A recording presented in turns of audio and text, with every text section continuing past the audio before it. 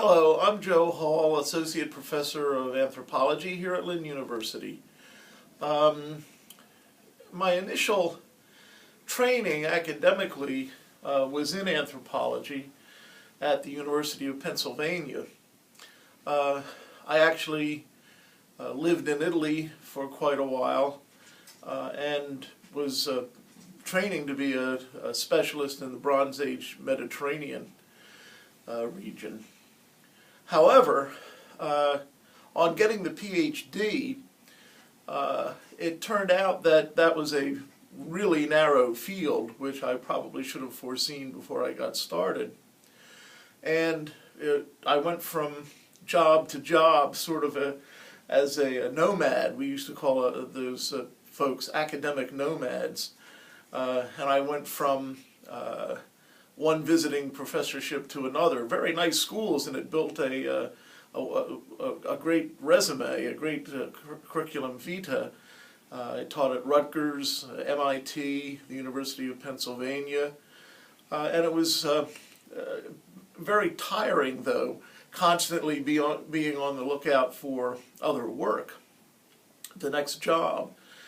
None of them were permanent. And then one day I went to a job fair for the federal government. It was various agencies were there.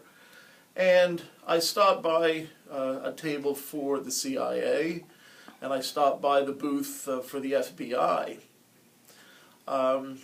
What happened there was I was mildly interested in the CIA, but having gone through some of the preliminary applications, I talked to the recruiter and was told that really we don't like to hire PhD anthropologists because they tend to go off into the field and do their own research rather than what they're supposed to be doing for the government. I thought, yeah, that's probably what I would do. So that didn't work out.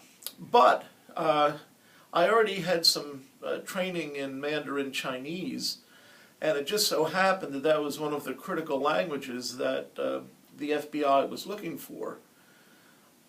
That gave me the option, actually, of going into a special hiring pool, and fortuitously, that year was a big hiring year for the special agent position in the FBI.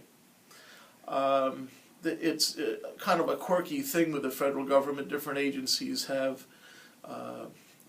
more or less personnel coming on board depending on budgetary situations at different times, different years.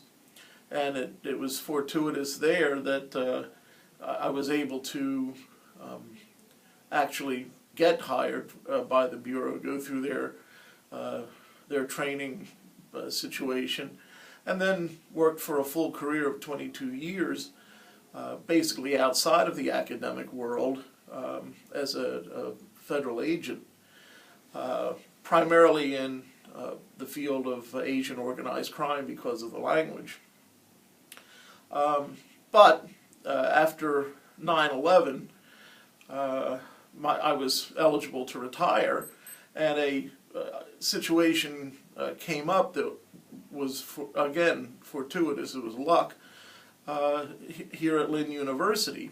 And I already had academic credentials, and this allowed me to get back into the world of academia and continue teaching after having had that long break as a federal employee in the middle of my academic world. I've been here now for 13 years, so it's worked out quite well with a little bit of luck and some other things happening. Okay, great.